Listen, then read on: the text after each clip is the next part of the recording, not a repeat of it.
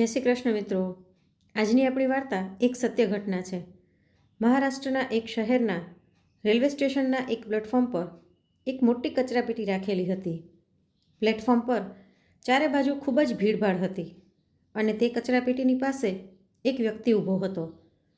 એને જોઈને એવું લાગતું હતું કે જાણે તે કોઈ ભિખારી છે, કેમ કે તેના લાંબા લાંબા વિખરાયેલા વાળ, મોટી દાઢી, મેલા જૂના અને ફાટેલા કપડાં હતા. તે અહીં અને ત્યાં આંટા મારી રહ્યો હતો અને પછી કચરાપેટીની અંદરથી કંઈક ખાવાનો સામાન શોધવા લાગ્યો. તે અંદરથી ખાલી બોટલો કાઢવા લાગ્યો અને તેમાં બચેલું થોડું થોડું પાણી પીવાની કોશિશ કરવા લાગ્યો. આ આખું દ્રશ્ય રેલવે પોલીસનો એક જવાન દૂરથી જોઈ રહ્યો હતો. એની ડ્યુટી એ જ પ્લેટફોર્મ પર હતી. જેવી જ તેણે આ વ્યક્તિની આવી હાલત જોઈ તો તે રેલવેની કેન્ટીન પર જઈને ત્યાંથી એક પાણીની બોટલ ખરીદીને લઈ આવ્યો અને તે ભિખારીને આપી. તે વ્યક્તિ તે પાણીની બોટલ લઈને એક શ્વાસમાં આખી બોટલ પી ગયો. ત્યાર પછી તે પોલીસના જવાનનો આભાર વ્યક્ત કરે છે અને કહે છે કે thank you so much sir. પોલીસવાળાએ તેના મોઢેથી આ શબ્દો સાંભળ્યા અને આટલી સારી રીતે તેને અંગ્રેજી બોલતા જોયો તો તે હેરાન રહી ગયો અને ઊંડા વિચારમાં પડી ગયો. પહેલાં તો તેના મનમાં થયું કે કદાચ આ વ્યક્તિ કોઈ CBI અધિકારી હશે અને કોઈ કેસને સોલ્વ કરવા માટે અહીં આવી રીતનો વેશ બનાવીને આંટા મારી રહ્યા હશે. પરંતુ જ્યારે તેણે તે વ્યક્તિના શરીરને ધ્યાનથી જોયું તો તેને એવું લાગ્યું કે જાણે તે પાછળના 10-15 દિવસથી ભૂખ્યો હોય. ત્યાર પછી તે પોતાની જાતને રોકી ન શક્યો અને તે વ્યક્તિને પૂછી લીધું, અરે ભાઈ, તું કોણ છે જે આટલું સારું અંગ્રેજી બોલી રહ્યો છે? એટલે તે વ્યક્તિએ પોતાનું નામ જણાવ્યું. સાહેબ, મારું નામ રાઘવ છે અને હું ફલાણી જગ્યાનો રહેવાવાળો છું. મેં ગ્રેજ્યુએશન કરેલું છે અને એટલા માટે જ હું આટલું સારું અંગ્રેજી બોલી શકું છું. આ સાંભળીને પોલીસવાળાએ તેને પૂછ્યું, જો તે ગ્રેજ્યુએશન કરી રાખ્યું છે અને ભણેલો ગણેલો છો તો પછી આ હાલતમાં અહીં શું કામે? રાઘવે જવાબ આપ્યો, આની પાછળ એક ખૂબ જ લાંબી વાર્તા છે જેને સાંભળવામાં થોડો સમય લાગશે. આ વાત સાંભળીને પોલીસવાળો તેને રેલવે સ્ટેશનના વેઇટિંગ એરિયામાં લઈ ગયો. ત્યાં પહોંચ્યા પછી તેણે રાઘવ માટે જમવાનું મંગાવ્યું અને રાઘવ બેસીને ખાવા લાગ્યો. ધરાઈને ખાધા પછી પોલીસવાળાએ કહ્યું, જો તારે ફ્રેશ થવું હોય તો તું થઈ શકે છે. ત્યાર પછી હું તારી આખી વાત સાંભળવા માંગીશ. હવે પોલીસવાળાના મનમાં રાઘવની આખી કહાની જાણવાની જિજ્ઞાસા ખૂબ જ વધારે વધી ગઈ હતી. રાઘવે જમવાનું પૂરું કર્યું અને પછી પોતાની કહાની શરૂ કરી. તેણે કહ્યું કે અમારા પરિવારમાં બસ હું અને મારી મમ્મી જ છીએ. મારા પિતાનું અવસાન ઘણા વર્ષો પહેલાં કોઈ બીમારીના કારણે થઈ ગયું હતું અને હવે હું જ મારી મમ્મીનું ધ્યાન રાખતો હતો. આ વાત 2 વર્ષ પહેલાંની છે, જ્યારે હું મારી મમ્મીની સાથે ગામડામાં રહેતો હતો. મેં ગ્રેજ્યુએશન કરી લીધું હતું અને મારી મમ્મી મારા લગ્નની રાહ જોઈ રહી હતી. તે મનમાં ને મનમાં ખૂબ જ ખુશ હતી.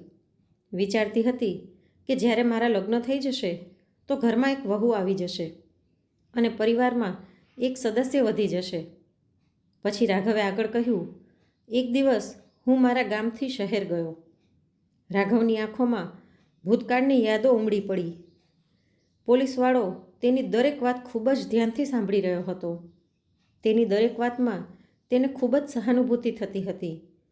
રાઘવે કહ્યું કે મારા ગામડાથી શહેર લગભગ 8 કિલોમીટર દૂર છે. એક દિવસ મને ઘર માટે કંઈક સામાનની જરૂરત હતી તો હું શહેરના બજારમાં ATMમાંથી પૈસા કાઢવા ગયો. પૈસા કાઢ્યા પછી હું પોતાના ગામડે પાછો આવવા માટે કોઈ સવારીની રાહ જોવા લાગ્યો.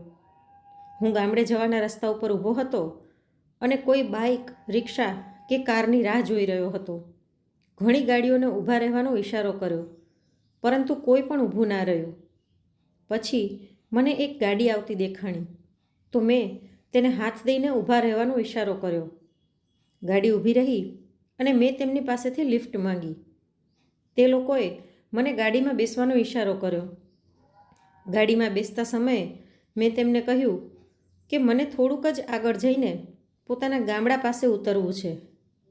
રાઘવે આગળ કહ્યું કે જ્યારે હું ગાડીમાં બેઠો તો મેં જોયું કે તેમાં 3 લોકો હતા. તેઓ કંઈક અજીબ ભાષામાં વાતો કરી રહ્યા હતા, જે ના ગુજરાતી હતી, ના હિન્દી, ના અંગ્રેજી. મને તે ભાષા જરાય પણ સમજાઈ નહોતી રહી. તેઓ બેઠા બેઠા કંઈક ખાઈ પણ રહ્યા હતા અને પછી તેમણે ખાવાની વસ્તુઓમાંથી થોડીક મારા તરફ આગળ કરતાં મને આપી. રાઘવે પોતાની વાતને થોડીવાર માટે રોકી, માનો તેને કંઈક બીજું યાદ આવી ગયું હોય. પોલીસવાળો તેની કહાનીમાં પૂરી રીતે ખોવાઈ ગયો હતો અને તે જાણવા માગતો હતો કે આગળ રાઘવની સાથે શું થયું. રાઘવે કહ્યું, જ્યારે તેમણે ખાવાનો સામાન મારી તરફ આગળ વધાર્યો તો મેં તેમાંથી થોડુંક એવું ખાઈ લીધું. જેવું જ મેં તે ખાધું, થોડી જ વારમાં મને કંઈક અજીબ મહેસૂસ થવા લાગ્યું અને પછી અચાનકથી હું બેભાન થઈ ગયો.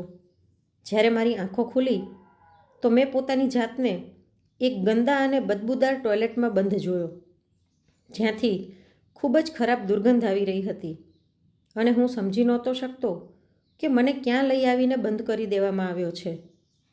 મારી પાસે ના તો તે રૂપિયા હતા જે મેં એટીએમમાંથી ઉપાડ્યા હતા, ના મોબાઈલ ફોન હતો અને ના કોઈ ઓળખપત્ર.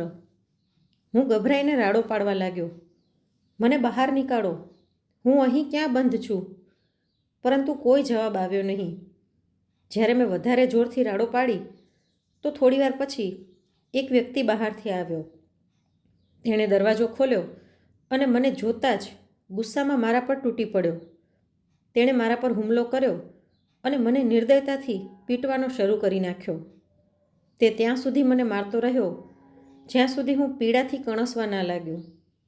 રાઘવની આંખોમાં તે ખતરનાક પળની છબી સાફ દેખાઈ રહી હતી અને પોલીસવાળો તેની કહાની સાંભળતા ગંભીર વિચારમાં પડી ગયો હતો. જ્યાં સુધી તે વ્યક્તિ મારતો હતો, રાઘવ તેની સાથે વાત કરવાની કોશિશ કરતો રહે છે, પરંતુ તે વ્યક્તિ કોઈ એવી ભાષામાં બોલી રહ્યો હતો જે રાઘવને બિલકુલ પણ સમજાઈ નહોતી રહી. રાઘવ થાકી હારીને ચૂપ થઈ ગયો. પછી તે વ્યક્તિ દરવાજો બંધ કરીને ત્યાંથી જતો રહે છે. હવે રાઘવ ખૂબ જ પરેશાન થઈ જાય છે કે તે ક્યાં છે અને આ લોકો કોણ છે, જેમની ભાષા પણ તે સમજી નહોતો શકતો. તે એ જ મૂંઝવણમાં હતો ત્યારે એકવાર ફરીથી તે ટોયલેટનો દરવાજો ખુલ્યો. હવે તે વ્યક્તિના હાથમાં એક ઇન્જેક્શન હતું, જેને તે રાઘવને લગાડી દે છે. જેવું જ તેને ઇન્જેક્શન મારવામાં આવે છે, રાઘવ ફરીવાર બેભાન થઈ જાય છે. આ વખતે જ્યારે તેની આંખો ખુલી તો સાંજનો સમય થઈ ગયો હતો અને તે પોતાની જાતને એક ખાલી અંધારિયા રૂમમાં બંધ મેળવે છે. ભૂખ પણ લાગી રહી હતી એટલે તે દરવાજો ખખડાવીને જોર જોરથી કહેવા લાગ્યો, મને ભૂખ લાગી છે, ખાવા માટે કંઈક આપી દો.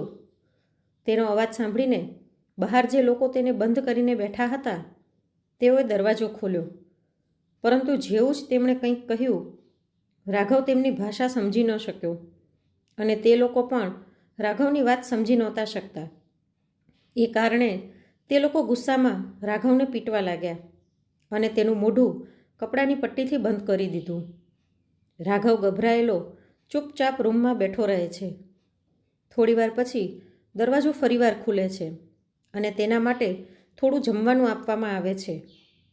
રાઘવ તે ખાઈ લે છે, પરંતુ તેને અંદરથી ખૂબ જ ડર લાગી રહ્યો હતો. તે વારંવાર વિચારી રહ્યો હતો કે આખરે તે ક્યાં છે અને અહીં કઈ રીતે પહોંચી ગયો. રાઘવને બધું જ કંઈક ખરાબ સપના જેવું લાગી રહ્યું હતું, પરંતુ જે કંઈ પણ તેની સાથે થઈ રહ્યું હતું તે બધું એક હકીકત હતી. થોડીવાર પછી એકવાર ફરીવાર દરવાજો ખુલ્યો અને તે જ વ્યક્તિ એક બીજું ઇન્જેક્શન લઈને રાઘવની પાસે આવ્યો અને તેને નશાનું ઇન્જેક્શન લગાડી દીધું. ઇન્જેક્શન લાગતા જ રાઘવ પૂરી રીતે બેભાન થઈ ગયો અને પછી રૂમમાં જમીન પર બેસૂદ પડ્યો રહે છે. બીજા દિવસે સવારમાં સૂરજની પહેલી કિરણની સાથે જ થોડા લોકો ત્યાં આવે છે અને રાઘવને જબરદસ્તી ઉપાડીને પોતાની સાથે લઈ જાય છે.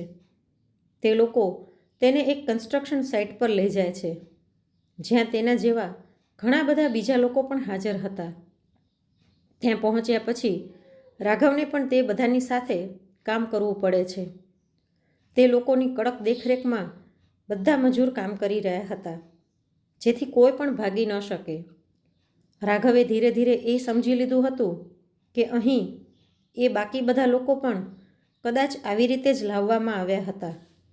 દિવસે તે લોકો ત્યાં મજૂરી કામ કરતા અને સાંજ થતાં જ તેમને ફરીવાર તે રૂમમાં પાછા લઈ આવીને એક બીજું ઇન્જેક્શન આપીને સુવડાવી દેવામાં આવતા. આવી રીતે દિવસો ઉપર દિવસો વીતવા લાગ્યા.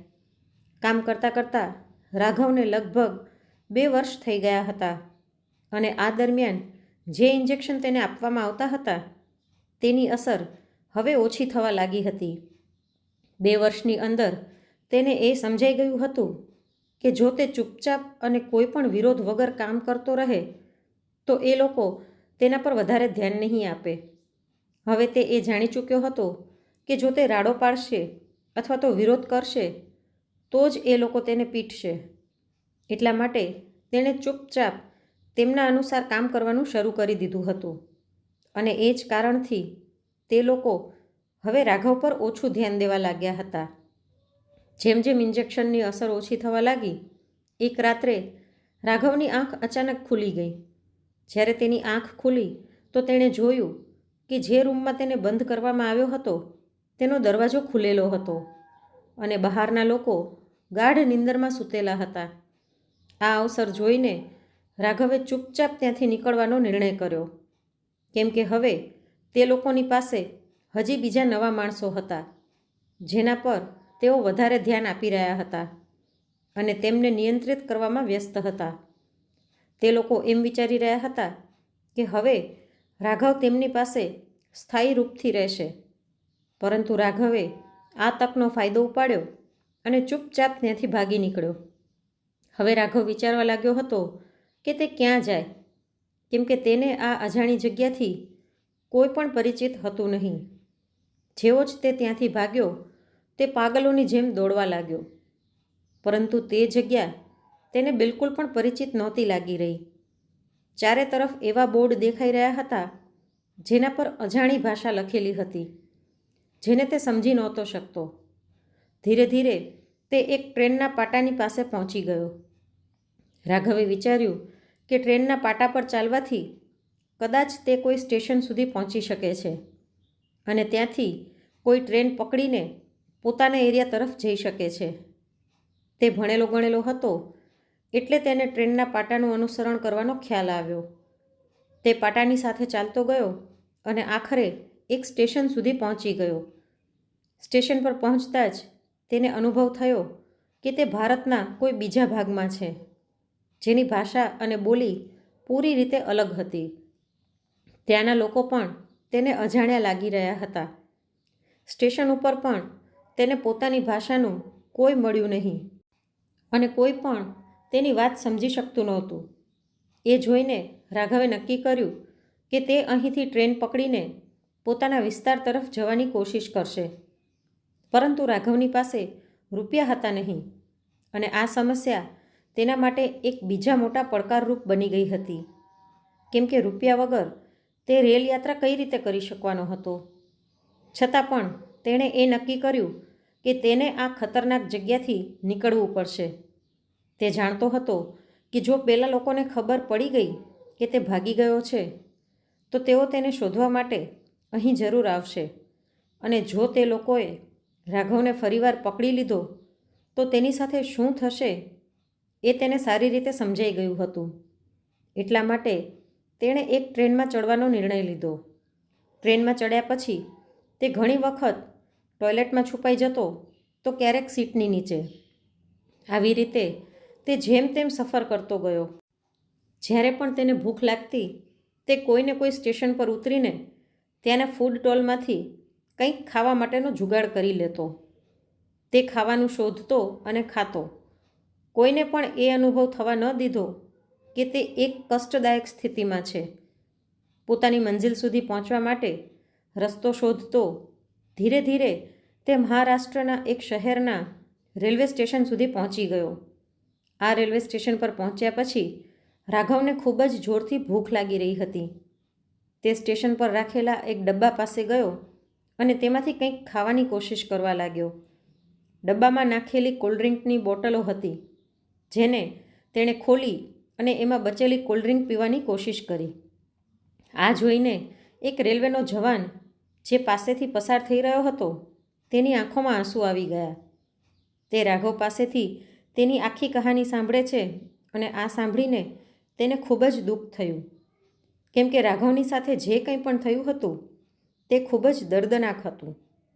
રાઘવે જ્યારે પોતાની આખી કહાની જણાવી તો પોલીસવાળાને પણ તેની સ્થિતિને લઈને ઊંડી સંવેદના થઈ.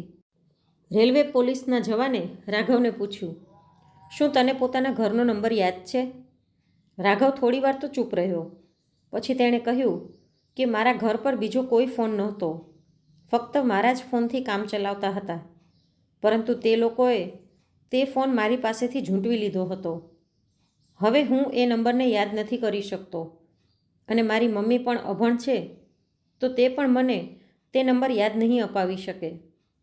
પરંતુ પછી તેણે પોતાની યાદશક્તિ પર જોર નાખ્યું અને તેને પોતાના કાકાના દીકરાનો નંબર યાદ આવી ગયો. એટલે રેલવે પોલીસના જવાને પોતાનો ફોન કાઢ્યો અને તે નંબર ડાયલ કરવાની કોશિશ કરી. જેવો જ તેણે તે નંબર ડાયલ કર્યો, રાતનો સમય થઈ ગયો હતો અને રાઘવના કાકાના દીકરા ગૌરવનો ફોન લાગે છે. પોલીસવાળો ગૌરવને ફોન કરે છે તો તે રાઘવ વિશે પૂછે છે, શું તું આ માણસને ઓળખે છે? એટલે ગૌરવ જવાબ આપે છે, હા સાહેબ, તે મારો ભાઈ છે, પરંતુ ઘણા દિવસોથી તે ગાયબ હતો. અમે એનો ખોવાઈ ગયાનો રિપોર્ટ પણ પોલીસમાં આપ્યો હતો. હવે તમે એના વિશે કેમ પૂછી રહ્યા છો? પોલીસવાળાએ કહ્યું કે અહીં રેલવે સ્ટેશન પર અમને એક માણસ મળ્યો છે, જે પોતાને રાઘવ બતાવી રહ્યો છે. ત્યાર પછી પોલીસવાળાએ રાઘવને ફોન આપ્યો, જેથી તે ગૌરવ સાથે વાત કરી શકે. રાઘવ અને ગૌરવની વાત સાંભળીને બંનેને સમજવામાં થોડો સમય લાગે છે, કેમ કે ફોન ઉપર વાત કરવી કઠિન હતી. ત્યારે પોલીસવાળાએ વિડીયો કોલ કર્યો અને વિડીયો કોલ દ્વારા બંને ભાઈ એકબીજાને જોવે છે. ગૌરવ થોડીવાર સુધી ધ્યાનથી જોતો રહ્યો, પછી ધીરે ધીરે તેને ઓળખવા લાગ્યો કે આ વાસ્તવમાં તેનો ભાઈ રાઘવ જ છે. તે તરત પોલીસવાળાને કહે છે કે હા સાહેબ, આ મારો ભાઈ રાઘવ જ છે. પછી બંને ભાઈ થોડા સમય સુધી વાતો કરતા રહ્યા અને આ વાતચીત દરમિયાન રાઘવની આંખોમાંથી આંસુ વહી નીકળ્યા અને ત્યાં ગૌરવની આંખોમાં પણ આંસુ આવી ગયા, કેમ કે તે પોતાના ભાઈને 2 વર્ષો પછી જોઈને ભાવુક થઈ ગયો હતો. આંસુ રાઘવ અને ગૌરવની આંખોમાંથી એ કારણથી વહી રહ્યા હતા કે 2 વર્ષ પછી તે વ્યક્તિ જેને તેના પરિવારે મરેલો સમજી લીધો હતો, તે પાછો આવી ગયો હતો. રાઘવને પાછો આવેલો જોઈને તેનો પરિવાર ખૂબ જ ખુશ હતો. બીજા દિવસે પોલીસવાળો રાઘવને તેના ઘરે લઈ ગયો.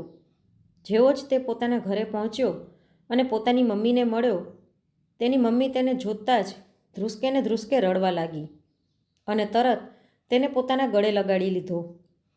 તે પોલીસવાળાના પગમાં પડી ગઈ અને કહેવા લાગી, સાહેબ, તમારો ખૂબ ખૂબ આભાર કે તમે મારા દીકરાને પાછો લઈ આવ્યા. ત્યાર પછી ત્યાં થોડી કાગળીય કાર્યવાહી કરવામાં આવે છે અને જ્યારે તે પૂરી થઈ ગઈ તો રાઘવ પોતાના ઘરમાં પોતાની મમ્મીની સાથે ફરીવાર રહેવા લાગે છે. તેણે પોતાની જિંદગીને ફરીથી સંજીવની આપી હતી અને હવે તે પોતાના પહેલાંના જીવન તરફ પાછો આવી ગયો હતો. જેવી જ આ વાતની જાણ આખા ગામમાં ફેલાઈ ગઈ, લોકો તેને મળવા માટે આવવા લાગ્યા. બધા લોકો એ જાણવા માટે ઉત્સુક હતા કે તેની સાથે શું શું થયું હતું અને તે કઈ રીતે ત્યાંથી ભાગીને પાછો આવ્યો. રાઘવ પોતાની આખી કહાની ગામડાવાળાને સંભળાવે છે અને જણાવે છે કે કઈ રીતે તે અજાણ્યા લોકોનો બંધક બની ગયો હતો, કઈ રીતે તે તેમના ઝાડમાંથી નીકળવામાં સફળ થયો અને તેણે પોતાનું જીવન કઈ રીતે ફરીવાર શરૂ કર્યું. તે બધાને એ પણ સમજાવે છે કે ક્યારે પણ કોઈ અજાણ્યાના ઝાડમાં ના ફસાતા અને પોતાની આંખો ખુલ્લી રાખજો. તે પોતાના અનુભવોથી બધાને સાવધાન કરવા લાગ્યો અને કહેવા લાગ્યો કે કોઈ પણ પરિસ્થિતિમાં પોતાની આશા ખોવી ન જોઈએ. રાઘવે જ્યારે પોતાની કહાની સંભળાવી તો બધાને એ શિખામણ દેવા લાગ્યો કે અજાણી ગાડીમાં આવી રીતે ન બેસવું જોઈએ.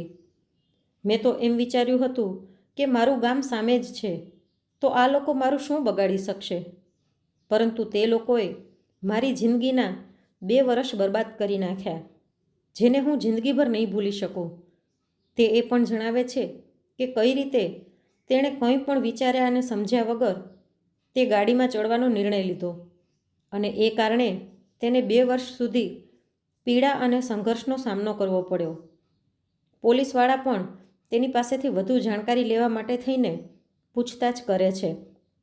એ જાણવાની કોશિશ કરે છે કે તે ક્યાં ગયો હતો અને તે જગ્યા કેવી હતી. જો કે રાઘવને વધારે કંઈ યાદ નહોતું. જે કંઈ પણ તેને યાદ હતું તેણે પોલીસવાળાને જણાવી દીધું. પછી પોલીસ આ કેસને સોલ્વ કરવામાં લાગી ગઈ અને તેમનો ઉદ્દેશ્ય હતો કે એ જાણી શકે કે શું બીજા લોકો પણ તે લોકો દ્વારા બંદી બનાવીને રાખવામાં આવ્યા હતા, અને જો એવું હતું તો તે એ લોકોને પણ છોડાવી શકે. આ દરમિયાન પોલીસની કાર્યવાહી ચાલી રહી હતી અને રાઘવ પોતાની મા સાથે પોતાના ઘરમાં હસી ખુશી રહેવા લાગ્યો હતો. તે હવે પોતાનો આ અનુભવ બધાને સંભળાવતો રહેતો. દરેક કહાનીમાં એક શીખ છુપાયેલી રહેતી. તો દોસ્તો, આ હતી રાઘવની કહાની, જે 2 વર્ષ પહેલાં પોતાના ગામની પાસેના શહેરથી અપહરણ કરી લેવામાં આવ્યો હતો અને 2 વર્ષ પછી પોતાના પરિવારની પાસે પાછો ફર્યો. આ કહાની ન ફક્ત રાઘવની દુઃખદ યાત્રાની છે, પરંતુ એ પણ શીખવે છે કે ક્યારે પણ કોઈ અજાણ્યા પર વિશ્વાસ ન કરવો જોઈએ અને હંમેશા સચેત રહેવું જોઈએ. રાઘવની કહાની એક સખત ચેતવણી આપે છે કે આપણે ક્યારે પણ અજાણ્યા લોકો પર વિશ્વાસ ન કરવો જોઈએ અને કોઈ અજાણ્યા પાસેથી કંઈ પણ ખાવું ન જોઈએ, ખાસ કરીને જ્યારે વાત આપણી સુરક્ષાની હોય. જો રાઘવ તે દિવસે તે અજાણ્યા વ્યક્તિની સાથે ગાડીમાં ન બેઠો હોત તો તેના જીવનના 2 વર્ષ બરબાદ ન થયા હોત. આ કહાની આપણને એ પણ શીખવાડે છે કે જીવનમાં હંમેશા સતર્ક રહેવું જોઈએ અને કોઈ પણ સ્થિતિમાં પોતાની સુરક્ષાને પ્રાથમિકતા દેવી જોઈએ. પોલીસવાળાઓએ પણ રાઘવની મદદ કરી અને તેમનું સાહસ અને સમર્પણ પ્રશંસાને લાયક હતું. તેમણે ન ફક્ત રાઘવને સુરક્ષિત ઘર મોકલવામાં મદદ કરી, પરંતુ એ પણ સુનિશ્ચિત કર્યું કે આ પ્રકારની ઘટનાઓને ભવિષ્યમાં રોકી શકે. તમને બસ એ જ કહીશ કે આવી વાર્તાઓ સંભળાવીને અમે કોઈને હેરાન નથી કરવા માગતા, પરંતુ અમારો ઉદ્દેશ્ય એ જ છે કે તમે આનાથી કંઈક શીખો અને પોતાના જીવનમાં લાગુ કરો. દરેક કહાનીની પાછળ કોઈ સંદેશ છુપાયેલો હોય છે અને રાઘવની કહાની પણ આપણને એ શીખડાવે છે કે કોઈ પણ અજાણ્યાથી બચવું અને પોતાની સુરક્ષાનું ધ્યાન રાખવું કેટલું જરૂરી છે. ધ્યાન રાખજો મિત્રો, ક્યારે પણ કોઈ અજાણ્યા વ્યક્તિની સાથે યાત્રા કરો તો હંમેશા સતર્ક રહેજો. મિત્રો, આ વાર્તા સંભળાવવા પાછળ મારો ઉદ્દેશ્ય તમને જાગૃત અને સચેત કરવાનો હતો, જેથી તમે જિંદગીમાં કોઈ પણ ખતરાથી બચી શકો અને સુરક્ષિત રહી શકો. આ પૂરી વાર્તા સાંભળીને તમારું મન નિશ્ચિંત વિચારવા પર મજબૂર થઈ ગયું હશે. જીવનમાં ક્યારે પણ કોઈ અજાણ્યા વ્યક્તિથી સંબંધ ન બનાવો અને હંમેશા પોતાની સુરક્ષાનું ધ્યાન રાખો. તો આજની આ વાર્તા કેવી લાગી અને તમે કયા શહેરમાંથી સાંભળી રહ્યા છો તે કોમેન્ટ કરીને જરૂરથી જણાવજો. અને જો વાર્તા ગમી હોય તો લાઈક કરીને વધુમાં વધુ શેર પણ કરજો અને આવી જ અવનવી વાર્તા સાંભળવા માટે ચેનલને સબસ્ક્રાઈબ જરૂરથી કરજો.